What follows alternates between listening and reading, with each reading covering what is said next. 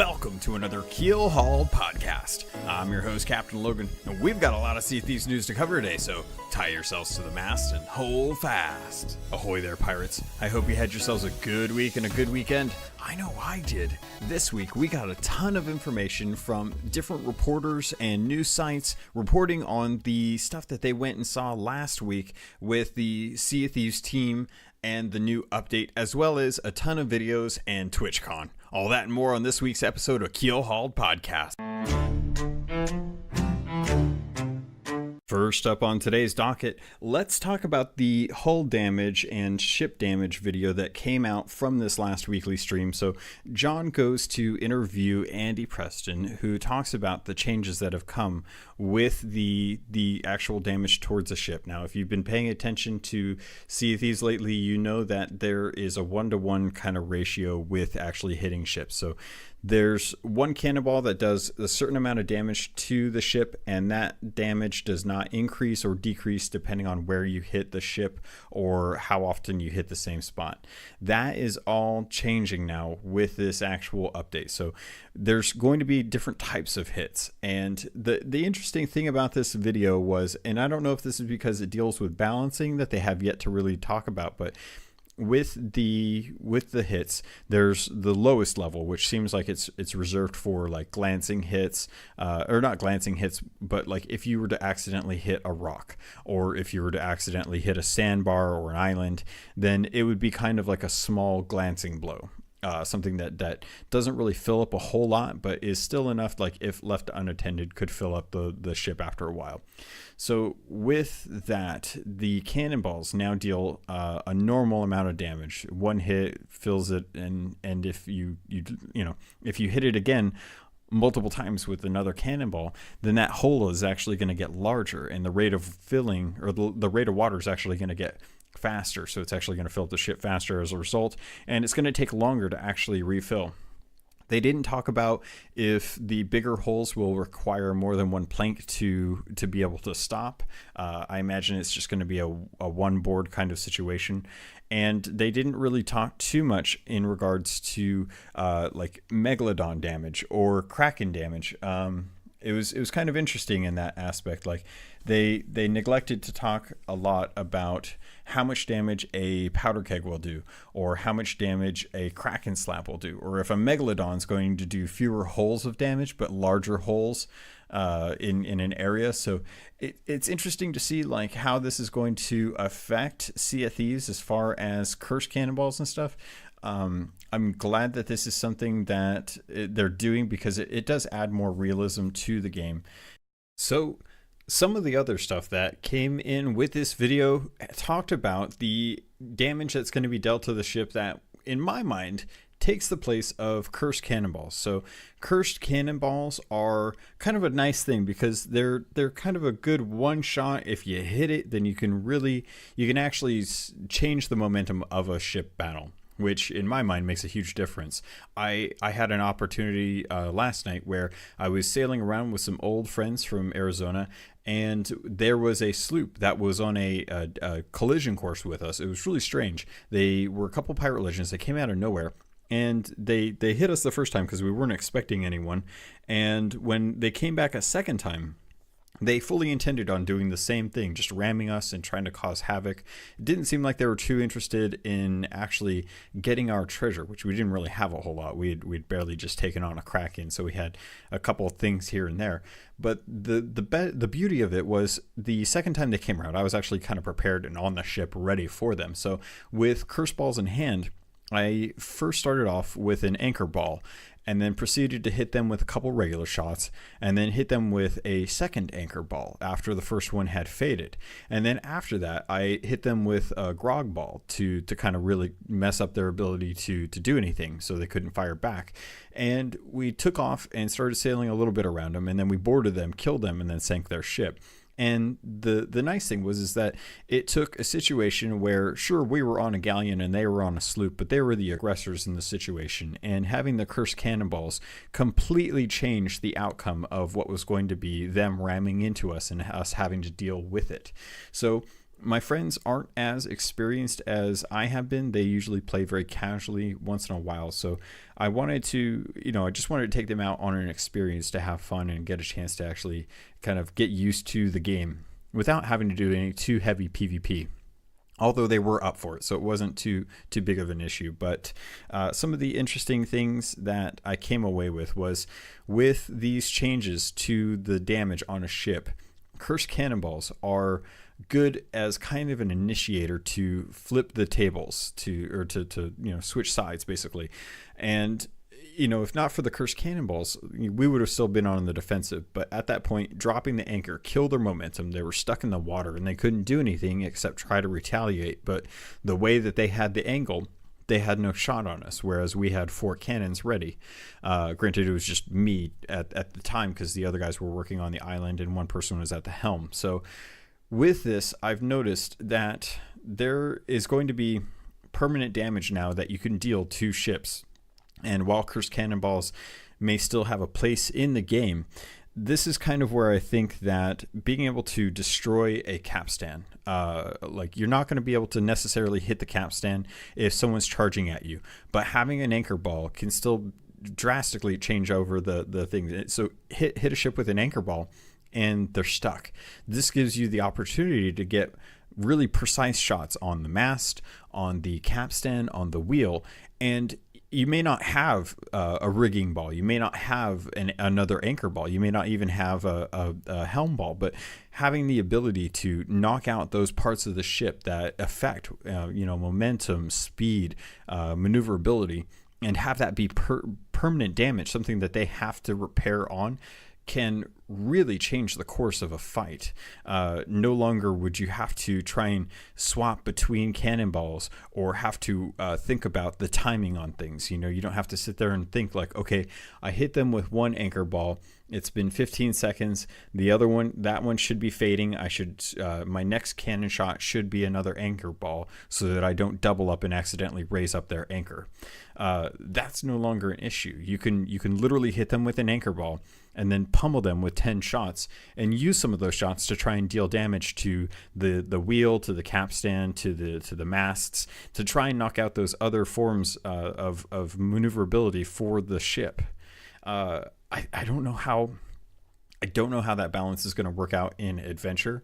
I think in arena where you don't have cursed cannonballs, it's going to be great because you're going to have to rely on your skill to be able to land those shots.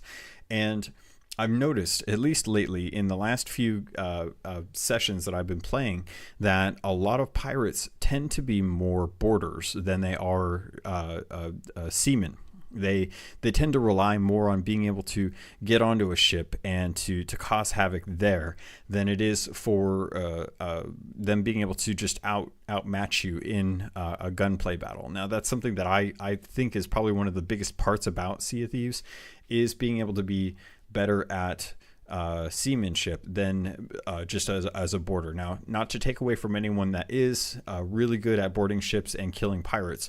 That is very important because that helps slow down the ability for the crew to respond to the cannon shots that you're putting in. But in my mind, you have to sink the ship. If you don't sink the ship, then the pirates are just going to keep coming back. So for me, the priority is always take out the ship and then kill the pirates afterwards. So with the difference, the one thing that we did see from this video that was really kind of good was that you can repair the helm, the capstan, and the masts. The way you repair them is by using wood planks. So you don't have to worry about different types of resources for different things. You don't have to try and get that. Wood fixes everything, apparently. And you use that, you see, like after you've gone through a battle, if those things have been destroyed, you see that once you've repaired them, that stuff actually stays the same. Like it still just looks like a piece of wood sticking out of the place where you had this really beautiful piece of craftsmanship, so it's going to be apparent that you've had some battle damage as you go along and deal with encounters and stuff like that. So that's really neat. It looks like with the rigging ball, you're going to have to winch up the actual, or not the rigging ball, excuse me. If you down a mast, you're gonna have to wheel it back up using the raise and lower sails, it looks like. And then you're going to have to patch up the actual mast. So that's where the wood will come in that place. So if those planks get destroyed, I guess afterwards, I was noticing this in the Twitch stream, Thor Von Blitz kept talking about if they only had one more shot on one of the masts, and they had to put more wood on the actual mast to kind of reinforce that initial damage to it. So it's going to be really kind of cool to see how this plays out. There's still a couple questions that I have in regards to, of course, like with the Megalodon, with the Kraken, with kegs, things like that, how much damage those deal. And then if those things will like instantly, like if you drop a powder keg on a because this is what I'm thinking, like if you get onto a ship with a powder keg, would the powder keg be more beneficial to drop or to explode below deck where you're going to have bigger holes to sink the ship, or to drop it on, say, like the capstan? Because if you destroy the capstan, then not only do they have to repair it before they can raise it, but it'll drop it as well too, which that's kind of a big deal. Like being able to drop someone's anchor and then to force them all to have to repair that capstan before they can raise the anchor is insane, especially on a galleon where it already takes a ton of time. And most of the time in engagements, not everyone is willing to stop what they're doing and immediately jump on one task and complete that task, unless you're on a PvP focused group who are very quick to adapt to different situations.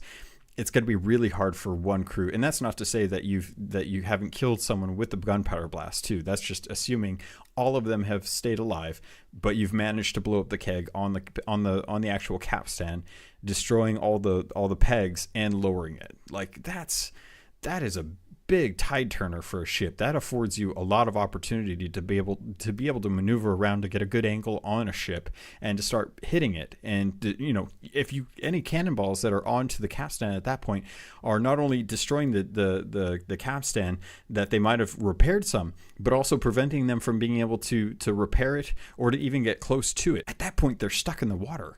And that's just I don't know, man, that's an amazing thing to sit here and think about, like the tactics involved with moving into a world where you can literally destroy parts of the ship that were previously unable to be destroyed. Like it didn't matter if you hit the capstan, it didn't do anything. It got a weird little like graphic, planar texture on it that was like, oh, this was where a cannonball hit. Now it's like, okay, this is now something that's going to shut this ship down, and we can actually do what we want at this point. It doesn't matter what they do. If we shut that ship down with the anchor, they're dead, because then we can have a guy or so, a couple pirates head over and actually start killing pirates, so they'll never be able to get their anchor up. And with the increased damage to hulls, being able to hit to be able to hit a ship in the same place and have it cause more damage, that means you can get onto the backside of a ship and start firing in the same place. And yeah, it may be in the same place, but with the increased damage, now it's actually viable. You could actually sink a ship from the stern with enough cannonballs, protecting your ship, of course, and having someone on their ship preventing anyone from going down to repair that hole while they work on trying to repair the anchor, so that they can actually raise the anchor and then get into a better position. Like, I'm curious to know, and I'm kind of going long on this. I don't mean to, but thoughts are coming into my head as I think about it now. But I wonder how an anchor ball will interact with the capstan if the capstan is down and damaged. Like if you hit a ship with a let's just take this example for the sake of argument, and we'll say you've dropped a powder keg on the capstan, you've destroyed it, it's dropped the anchor, and you hit the ship with an anchor ball. Will that raise the anchor even though there aren't any pegs to raise it? Because it's a magical thing, right? So in my mind, it makes sense. Like it's an on or off switch. Either the anchor ball hits and it raises the anchor, or the anchor doesn't function, at which point the anchor ball doesn't actually do anything. Because we never actually have like a physical anchor that drops. You never see like an anchor that drops underneath the sea. And that's something that I kind of want to ask Rare about. I want to ask him, does hitting an anchor ball onto a ship that has a destroyed capstan that is anchored. Raise the anchor. Come to join me, crew, lad. Welcome aboard. Oh, I'm going to talk about the next video that we got with Greg Males, who was talking with John about kind of the creation of the arena. But before I do that, I do just want to pop out one thing and just say how crazy this was. As I was watching the video with Andy and John, and they were talking about like how they were planning on destroying the actual masts, they showed clips of when they had this game in like a prototype mode, when they were using the Unity engine as opposed to the Unreal engine, and how they actually had this in the Unity engine and brought it over. And to me, that I know that doesn't sound like, oh, okay, what's the big deal? Well, the big deal to me was a long time ago, before Shrouded Spoils, in early November, I believe it was, it was either early November or late October. I was sailing around with Chalk, with Nina, and Octurus Mike, and after a while, it was just the three of us, and we were sitting down, and Mike was streaming on Mixer at the time. And oddly enough, Joe Neat popped into his chat to say hi. And it was kind of crazy because we were like, oh my God, this is the EP. he's watching the stream. Like, and at this point it was interesting because we had already been sitting down for a while. We'd finished up our sailing and we were just kind of hanging out and just kind of speculating. We were just doing what I love to do best, which is just gossip about the game and see like what ifs, throw out those crazy ideas. And one of the things that I touched on that I always thought would be so cool. I always thought it would be so cool if you shot a mast and you actually like hit it enough times, it would break and fall over, and you had to repair it. And the only way you could repair it is if you used 5 planks to actually like board up the mast. You actually had to like bring it up and bring it. And watching this video and seeing that this was something they had worked out years ago. Literally years ago, they worked this stuff out in Unity engine and then brought it into the game now. It just blows my mind that I'm sitting there and I'm like, dude, this would be so cool if they did this. And Joe is just sitting there, and I don't know what Joe was thinking at this time. I'm sure it was really, he probably was thinking that someone had leaked this to me, and I was just like, hey, wouldn't it be cool if, but the fact that I had this idea and that it wasn't something that they had thought of. The fact that and this has happened a couple times that I've talked to some of the devs. It's like I've talked to them about ideas and they're like, oh yeah, we thought about that. And I'm like, really? That's so crazy. Like, can we get that? Like, is that a possibility? Can we bring that into the game? That would be cool. But to see this video and to know that somewhere on Mixer there's a video with me and Carides and Octurus Mike sitting down chatting away about what's coming with Shrouded Spoils, and her guessing that it was going to be fog, and me guessing about the mass damage that was going to eventually just come to the game. Like, that's so cool. They really put a lot of effort into this game when they were working on it from the get-go. And to me it's just one of those things like it's cool. It's nice to know that they have stuff in Unity that they worked on when they first built the game, and that it may not be something that's coming right away, but they have tested so much stuff out and can bring that forward into the game at a time when they can really flesh it out, really kind of make it work and find a purpose for it. And I'm looking forward to when we start getting things like forts and towns and Chapman, and I'm sorry I keep going on this, but Chapman always talks about the new golden age of piracy, and how this is kind of like the coming of a new age of piracy, a new golden age of piracy. And I can't wait to see like how this kind of blows up into this new kind of towns and cities and new NPCs. Like, we're getting more and more of that as the game grows, and it's so cool just to see like this realization of these ideas that this team had years ago, just absolutely years ago, that they wanted this in the game, and it's starting to come to fruition. And to see it come out with a community that wholeheartedly supports it is so awesome to me. I love it. Those aren't pieces of eight. They're just pieces of junk. Aye, the original plan was to use 9 pieces of 8 to bind Calypso, but when the first court met, the brethren were to a 1. Skint broke. Anyway, I want to get back into... I want to actually get back into the Greg video with the arena and how originally this was a concept that they had back with the Unity engine as well, and they wanted to call it the Sea of Blood, which kind of is the Devil's Shroud or not the Devil's Shroud, but yeah, the Devil's Shroud. I'm sorry, I was mixing Roar with Shroud for some reason, but the Sea of Blood was the original idea for the arena, and they knew they wanted to do it, and they knew they wanted to bring it into the game, but they didn't know like when. They wanted to kind of flesh out the full experience of the world before they actually did this, and I kind of commend them on that, because I think just having the short arena style version of the game wouldn't have been enough at launch either. Like if they had to pick one, they're like, all right, we're going to make a competitive pirate game. I think you'd end up with something that Skull and Bones is going to be trying to do. I think Skull and Bones is the game that they thought would be a good version of the game, and that's what they're going to focus on. Skull and Bones feels like it's going to be a very realistic PvE, PvP style kind of competitive game where they're spending a lot of time fighting each other in smaller areas. That's kind of what I'm getting from that. So to see that this was something that they thought about a long time ago and are just now kind of bringing it into light is really awesome. So with the original concept, seeing that they're developing it into what is now going to be our new trade company. We're now actually going to, so this is going to be the new trade company. We're getting 2.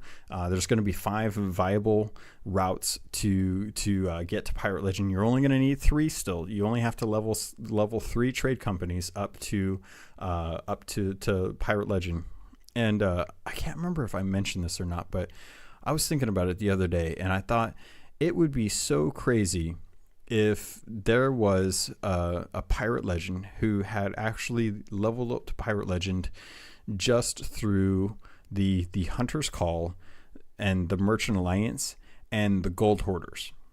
Like, it would be so strange. I'm pretty sure I mentioned this. If I did, I'm repeating myself, in which case I'm sorry. Someone can find the episode and be like, here you go, idiot. Here's that episode where you talked about this already. But it's so crazy to me to think that there's a Pirate Legend out there one day who's never going to have killed any Order of Soul skeletons on purpose or ventured into the arena to level up and stuff. It's totally PvE style, and I kind of like that. I think that's kind of cool. And likewise, there's going to be pirates out there who've done nothing but arena and Order of Souls and forts, and have to level up one other through some other means, probably Gold Hoarders, because that's what everyone kind of defaults to, because that's kind of piratey, to be able to earn Pirate Legend. But anyway, kind of getting back to the arena. This is going to be our new trade company. It's going to be the Sea Dogs. And I love the idea of this being kind of DeMarco and Lassetti's stake in the ground to try and announce that this is them coming into the Sea of Thieves to basically say like, hey, we're looking for the best pirates out there, and we're going to have a competition to see who is the best. So as you level this from 1 to 50, it's definitely going to be something where it's going to be it's probably going to be pretty similar to what you expect with the other trade companies right now. There's probably going to be 1 through 50, 5 tiers. You get upgrades. The interesting thing about this is because it's the arena, I don't know how this is going to work as far as like with the other trade companies where you have increases to the type of voyages that you go do. Arena isn't based around that, so I don't know if they're giving something for you at every 5 level tier, the way that the voyages for Order of Souls, Gold Hoarders, and Merchant Alliance increase in quality. You know, like I wonder if there's like a reputation multiplier or multiplier that comes into effect when you get to higher levels of 1 through 50. And also if the 1 through 50 is similar to the other trade companies where once you hit 40, that is technically halfway through the reputation levels. Once you hit 40 in other trade companies, you've effectively reached the halfway point. That last 10 levels is literally the same amount of reputation required to get from 40 to 50 as it did from 1 to 40. So really interesting to think about, like, how that's going to work, what kind of rewards you're going to get. They have said that there are going to be the equipment for Sea Dogs. There's going to be they have kind of a gold, blue, red style of clothing, very feathers, lots of emblems, things like that. Looks great. Looks like the DeMarco clothing in the trailer. And you're going to get a variant of that as cosmetics, as weapons, equipment, and the liveries as well too. So whoever hits the 50 for that it's probably going to be back same way that Order of Souls was when the game first started. And you had people that hit level 50 in the Order of Souls, and they had the really kind of cool rogue Sea Dog liveries. Those were kind of the best looking thing that you had in the game until you hit Pirate Legend. And then everyone kind of hit Pirate Legend and started getting the Pirate Legend cosmetics or liveries and stuff. And I think the Sea Dogs is going to be kind of like that. It's going to be a big show that you're a good PvPer if you get that pretty quickly. So some of the takeaways that came in with the video that talked about the creation of the arena was that there was a lot of, actually in the weekly stream too, this was something that came in with the weekly stream where Joe, Shelley, and John sat down to talk a lot about the arena, what to expect, and the gameplay came with the actual TwitchCon weekend, which was amazing. It was actually really cool to see this in action with some of my favorite streamers who are out there kind of enjoying themselves over the weekend. But so Kaida Wrath, Foxdie, and Thor Von Blitz, as well as a lot of other ones that I saw, were out there playing it. They had a really good time. It was really cool to see some high level gameplay going in to the arena and see like how well they did. Of course they came out on top and stuff, but getting back to the videos that we saw, we actually had them showing us that there's some serious things that were taken into consideration to kind of make sure that things were actually like even. So when you play Sea of Thieves, you typically have to worry about load times from the ferry. That is not something you're going to have to worry about with the arena. And part of me kind of wants this for adventure too.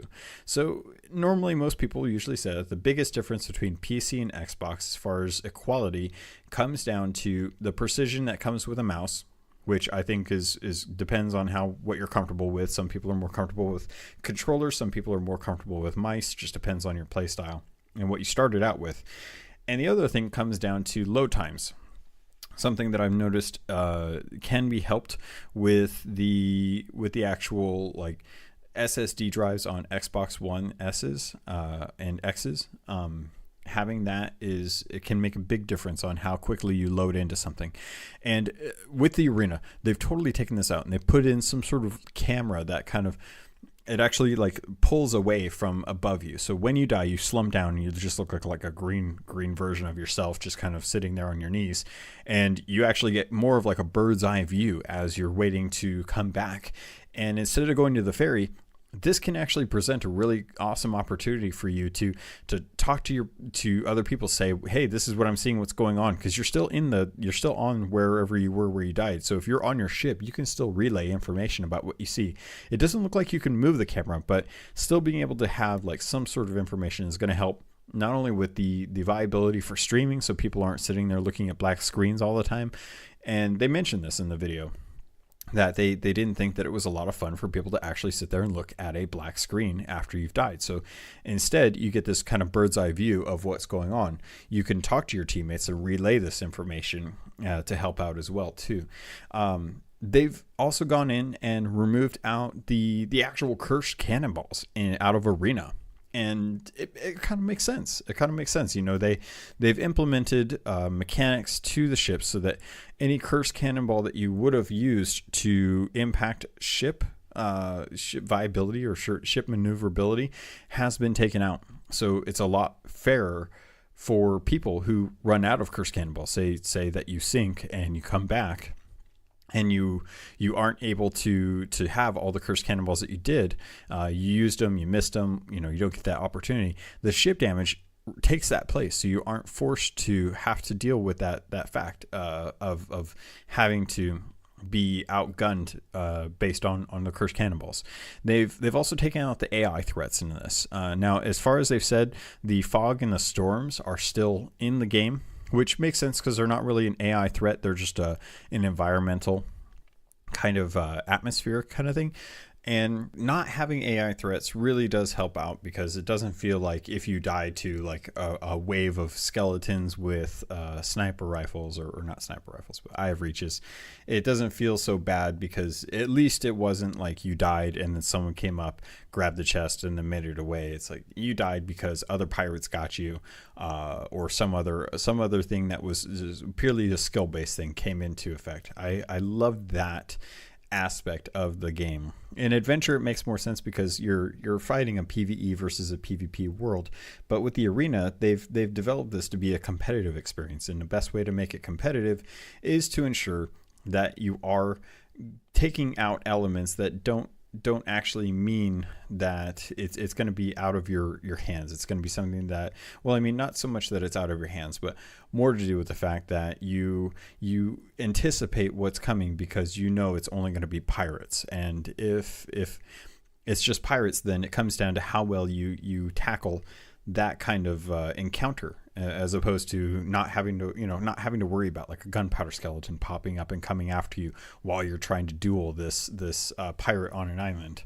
So I love that. I love that they're really taking into account what is considered fair, because that really is what comes down to what makes arena good. If arena is good, then you don't have to worry about it. You're going to actually be able to kind of build up your skill as you go on.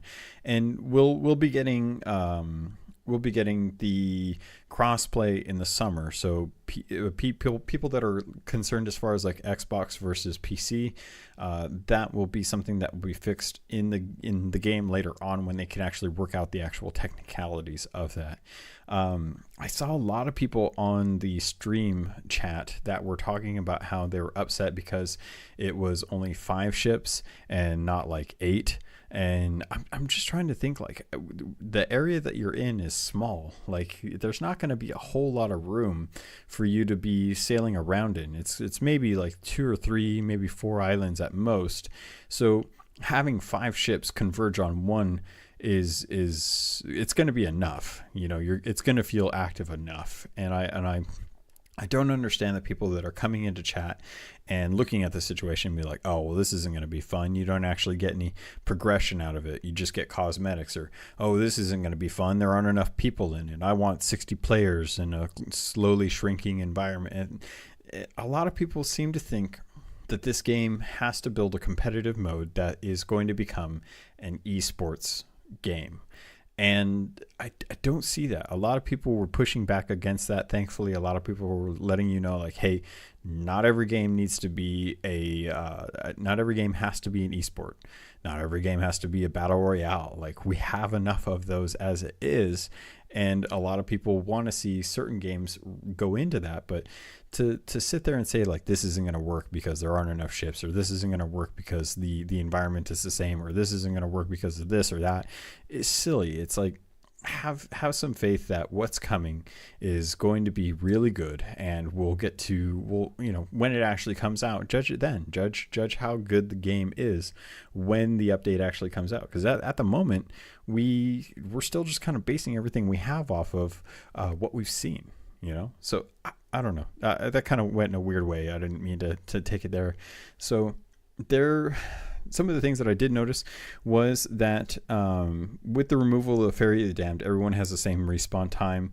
The video that they posted at 5 minutes 44 seconds actually shows the finished Sea Dog Tavern. And I noticed when I went back and watched the actual Twitch video that the tavern is in the background, and you can actually see the whole tavern, and this thing is huge. They did say on stream that it is not something that you're going to be able to go into in adventure mode. So adventure mode will have it, and it'll be at that big spire in the middle of the oceans. But as far as being able to go inside, that's not going to be something that is available in Adventure. Now, all the NPCs that are in the tavern in arena mode will be available on the outside of the tavern in Adventure. So if you're in Adventure and you want to upgrade something, or you want to go purchase something if you have the reputation, you can still do that without necessarily queuing up into Arena. You can just go down, sail into the middle of the island, go to the spire, find the tavern, go outside and actually talk to the vendors out there. So I was kind of wondering like how that was going to work as far as like purchasing things when you're not in a match, or like how quickly the matches actually start up, and if that's something that you're going to have enough time to actually like go buy something if you want to, or to kind of weigh your options before the next match begins. And it's nice to know that you aren't limited to just the arena to actually purchase those items as well. You can actually have them available, or the NPCs available to you at any given time in Adventure. One cool thing that I did notice was that a lot of the parts in the video show off liveries that are not available right now. Now, I don't know how this is going to work. I don't know if this is purely for an arena, because that's kind of what this seems like. But in the arena, you have the 5 different galleons, and each galleon has a color and a name. And you are your crew gets randomly assigned these colors. And I was looking at some of the liveries on the streaming that was done this weekend at TwitchCon, and these liveries are beautiful. It wasn't too long ago I was asking for very vibrant colors, and there's a blue and white one that's out there that's like a shark motif, and it looks great. The banisters are like a white, the ship is blue, it looks amazing. I really hope that we get these in Adventure, because I'm okay doing what I have to in Arena to be able to get these, but to be able to have these in Adventure would be great, because I'm really kind of worried that the only thing we've seen as far as cosmetics go are the Sea Dog stuff. So I don't know if we're getting any other cosmetics outside of just the Sea Dog stuff, because I know on the anniversary update we did see the one the one scope, the one telescope, no, not spyglass. Thank you, spyglass. I know you said it as I was trying to think about it, so thank you. The spyglass was kind of an ancient tribalism or ancient kind of world look, so I know that we're getting some of those, but I really hope we get a lot of cosmetics. We haven't had a good set of cosmetics come in for a while, and I'm hoping that something really awesome shows up with this update. They've had a lot of time, so we'll have to see. Pardons. And now for a final crowning touch to this cake. Take about a spoon of... All right, pirates. Next up on today's docket, I do want to let you know about something that's coming on April 16th. That is this Tuesday at 2 p.m. PT, 5 p.m. ET, and 10 p.m. British Standard Time. There is going to be a new Xbox Insider event. Now, this is going to include a lot of information as far as like Warhammer, Chaos Bane, Rage 2, but this is also going to be a big deep dive into, and I don't mean that as a pun, the Hunter's Call for the actual Sea of Thieves update. So with Sea of Thieves, we're getting the Hunters, the new reputation for the Hunter's Call, and they're going to be giving an inside Xbox mix pot. So you need to be logged into your account, your Microsoft account that you have for that has Sea of Thieves on it, and you have to watch at Watch Mixer, just how it sounds, one word, at Watch Mixer, during this event, during this hour-long event on the 16th, so that you can get the Ebon Flintlock pistol. Now, I know a lot of people have been coveting this flintlock pistol for a long time, because it's one of the few, it's the only pistol prior to February or March that had an iron sight. Now, the iron sight is... It makes a big difference when you're actually sailing around, you're actually trying to shoot pirates and stuff. So with the mixed pot, you can get this Ebon Flintlock. When you log in, you're actually watching it. You don't have to watch it for very long. You can watch it for a minute, and that's enough. You can watch it for 30 seconds, and it'll be enough. just make sure that you set your reminders if you want this one. If you can't get this, I'll let you know right now that the mercenary set that came in as a result of the Friends Play Free event that everyone has access to, if you want something that has an iron sight, go to the weaponsmith and buy the mercenary flintlock pistol. It is the exact same pistol, just a different color skin. It still has the iron sight. So if that's your hang up right now, that you won't be able to go see this, there is an alternative in the game now. You can actually go pick that up. But if you want the ebon flintlock, if it's something that you've been hearing about and you want it for your set because you have the obsidian set that had the 6 pieces that they've been giving away the codes for during the weekly streams, or like myself, it's something that you picked up the black dog set from long ago, missed out on the mixed pots from last year, and want to complete the set for the ebon flintlock set or the obsidian / ebon set, this is the only way that you're going to be able to do it is to watch this on April 16th. That's this Tuesday. Again, the times are from 10 p.m. British Summer Time, 2 p.m. Pacific Time, and 5 p.m. Eastern Time. So you'll have to work it out if you're in Australia. Again, I know you guys are like 16 hours ahead or something ridiculous like that.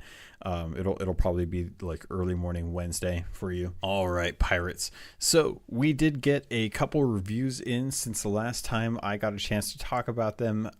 It's as funny as it was. This is something that I keep meaning to do, but every time I sit down to record an episode, it's either April Fool's Day or I have had a guest on the show, and I just haven't gotten back to that normal kind of talking about the community who supports me. So I did want to reach out and thank the people that came in with their 5-star reviews. I got 3 in the last few weeks. March 18th, Kim wrote in. She wrote, "Hello, just want to thank you for a great podcast about a game I have grown to love. I just started playing Sea of Thieves 2 months ago. I went back and listened to almost all of your episodes to get caught up with the progression of the game and how it has evolved. I typically can only play on the weekends and usually late at night. Not since my days of raiding in World of Warcraft have I stayed up until 3 a.m. playing a game. Your podcast helps fill the void when I'm unable to play. Thanks, P51." Thank you very much. I really appreciate that review.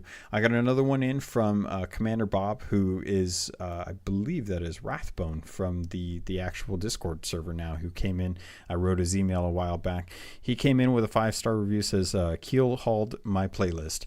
CaptainLogun is the source for everything Sea of Thieves, from inside news, update info, and captain's logs to the Discord server, channel, and awesome community. This is the podcast you need. Legends, lore, and a pirate's life from me. Tie yourselves to the mast and hold fast." Also, Nurse Fern comes in, good friend of mine. He wanted to support me as well. He says, "Great podcast collecting the newest and most important updates. Great all-around discussions to great topics." Nurse Fern, thank you. Commander Bob, thank you. Kim, thank you very much. I appreciate your guys' support. The reviews matter because they bring notice to the actual podcast, and a lot of people don't know that there are Sea of Thieves podcasts out there. In fact, I was in Hot Topic yesterday shopping around for a lanyard for work, and I came across a guy, and I was wearing my Be More Pirate t-shirt, and he called out to me, and he's like, "Dude, where did you get that t-shirt?" And I said, "I bought it online from Sea of Thieves." He's like, "That is awesome. I want something like that." And I'm like, "Oh, you should check out my tattoo." So I showed him my tattoo, and he's like, "Man, that is Die Hard." And I told him, I was like, "Dude, this game is a lot to me. This game is pretty much everything to me." And I told him, I was like, "Hey, I do content creation for this. I mean, not so much as far as the streaming, but I have a podcast about this. If you want to stay up to date on some of the news coming out with it, man, this is my pride. This is my joy. Like, this is my dedication. So check it out if you get a chance." And he was really grateful for that. So I gave him my information. Hopefully he'll pop into the Discord server and we'll get him some sailing time in. Other than that, it was really kind of cool. It was the first time I actually got to have someone kind of call me out and be like, "I recognize that t-shirt. I play that game. Where'd you get that?" Because that doesn't happen. And I think the anniversary update is going to really bring in a lot of people back to the game and really show them just how amazing this game has been this whole time, but that the update just kind of gives you more to do. All right, Pirates. So we're going a little long. I do have some more stuff I want to talk about. And as a result, I'm going to take in a Sea of Thieves story that I got a while back that I haven't gotten a chance to put into the show. So this comes to us from Freakstar. He is one of the few people that has continually sent in stories. There's been a lot on the Discord server, but none that I wanted to pick out because I wanted to get to none that I wanted to pick out that were short enough. I just wanted to get this one in because it sounded great. So Freakstar actually had quite a little adventure for himself. So he writes in and he says, I be Captain Freak, and today I be telling you a tale, my final tale to pirate legend. I be setting sailed solo today, just 3 villainous skulls is all I be needin'. So I set sail for a nearby fort. As I arrived and dropped the anchor, there was one skeleton still shooting me. I was unable to save my ship, so I sailed back. I was just getting into cannon range of the fort when there happened to be a skeleton ship. I proceeded to park, and as the skeleton ship circled the fort, I prepared for a battle. I finished sinking the skeleton ship with 5 planks left. It took me about 2 hours to complete the fort. I loaded up all the loot.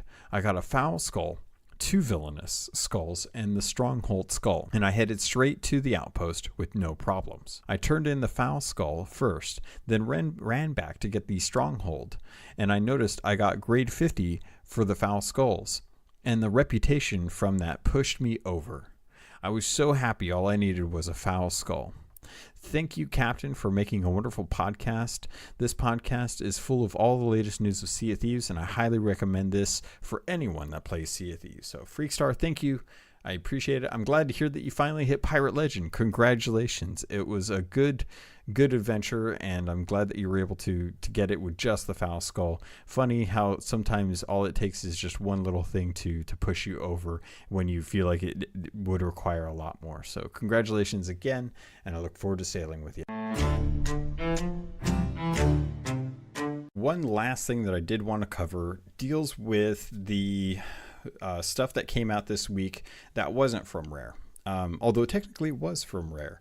So if you've been following some of the other news outlets, we found out that the first week of April, there was a group of press that went out to Rare Studios to be able to play the anniversary update in its current state and be able to experience it so they could write up reviews on what's coming out, which is great, because it means that they're going to be talking a lot about some of the awesome stuff that we're going to be getting in there. The interesting part of this is that Rare actually recorded a fair amount of video for them to be able to use to show off some of the features that are coming.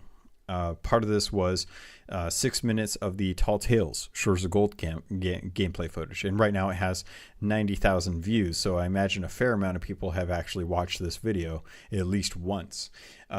They also have 7 minutes of the Hunter's Call, or like fishing and cooking and stuff. So they've gotten all this video from Rare. It's all from their studios, and they've posted it prior to the launch, after the embargo that they had, but prior to the actual launch. It's really great footage. It really showcases some of the cool stuff that's going to be coming in the update. It is highly spoilery, though, especially the Tall Tale stuff. And I think this is kind of where I feel like and this was something that was actually brought up in the weekly stream. So the question was asked, now that some of this content has been shown off, can we actually talk about it in our streams? And Joe basically said that, the main focus is revolving around Tall Tales and that, but, that the NDA is still in effect for insiders.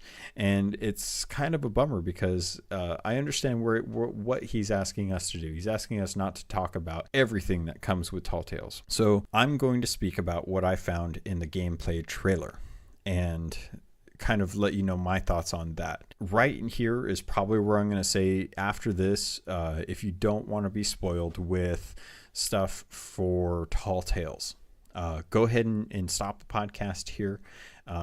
If you are listening, I'll go ahead and I'll have a sign off and stuff later on, but for the most part, consider this kind of the end to where you need to worry about as far as the actual episode goes. So if you don't want to be spoiled, go ahead and stop the episode now. Thanks for listening, by the way. If you got to this part and you're like, no, I don't want to be spoiled. I'd rather find out when I actually get to play it myself.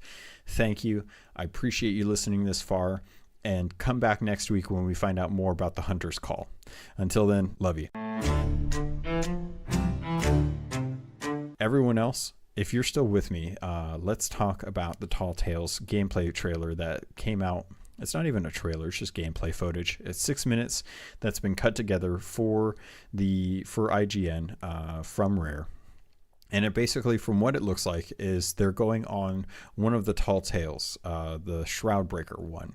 And it looks like it starts off at the Mysterious Strangers, and it sent them out to find, the book. We found out what's going on with the books. So the books actually have a journal, and I paused the video and I was kind of reading through it, and it looks like it kind of revolves around the Burning Blade, which is a ship that was one of Flameheart's ships. At least it has Flameheart's icon on the sails when I'm looking at the actual page.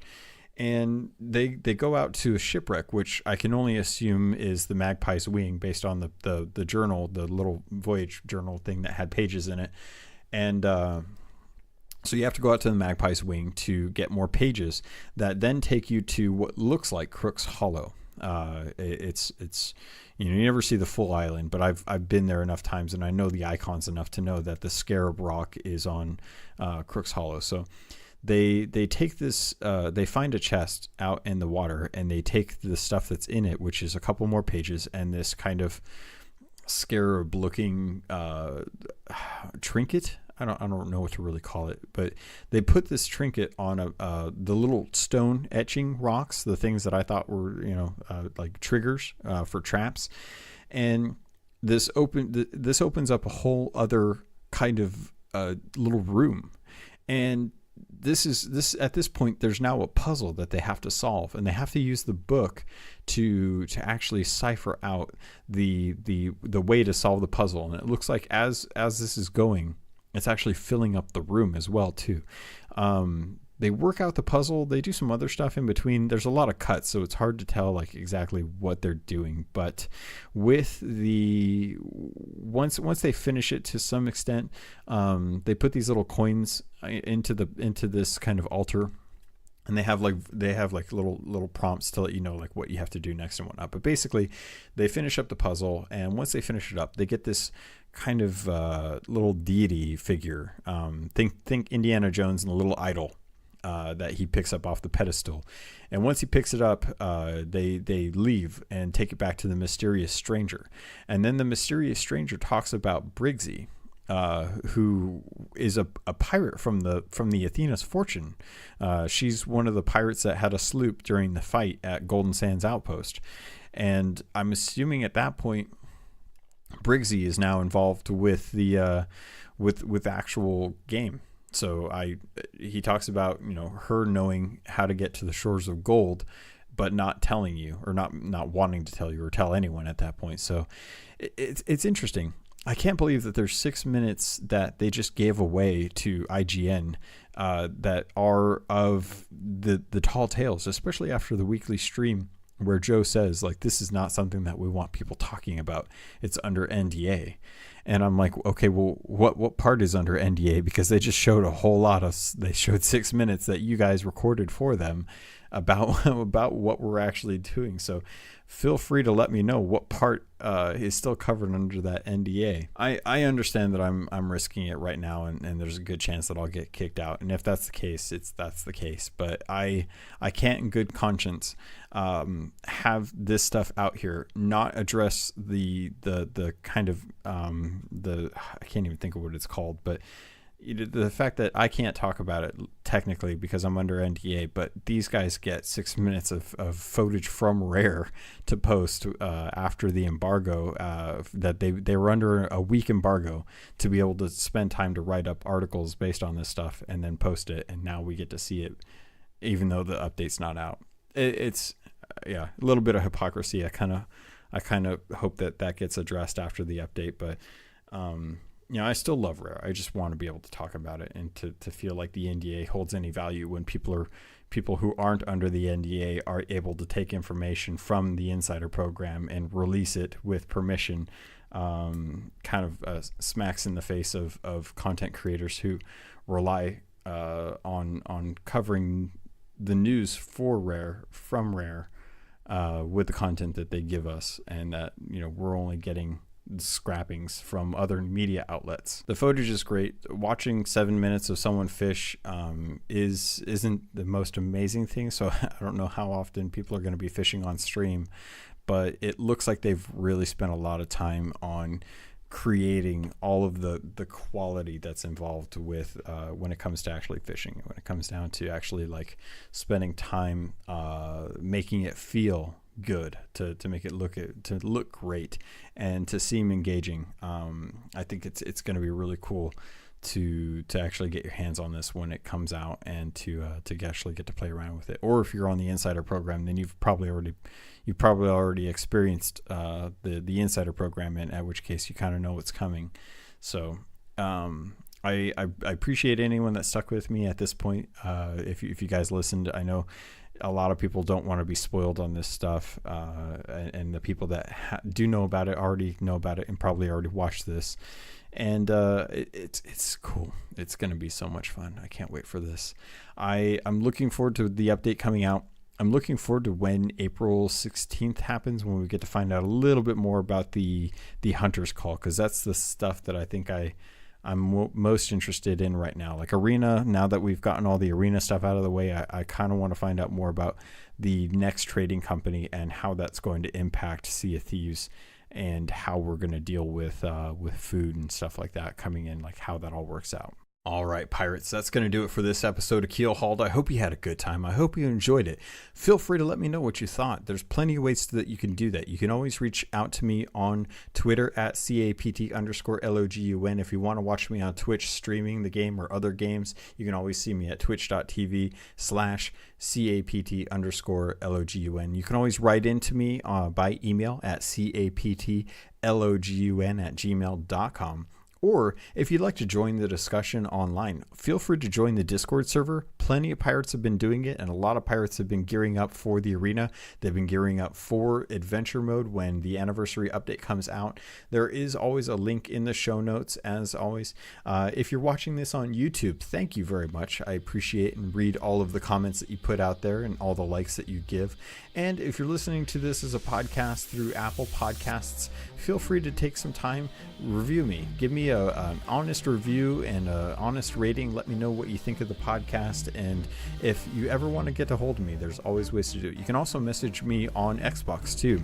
My gamer tag is CAPTAINLOGUN. Unfortunately, with the PC app, it doesn't always give me the messages right away. Sometimes I find out that they've been sent days in the past, and I have to respond to them late, which is kind of a weird thing. I think they need to work on that. But other than that, Pirates, thank you. I love you, and I look forward to sailing with you on the Sea of Thieves.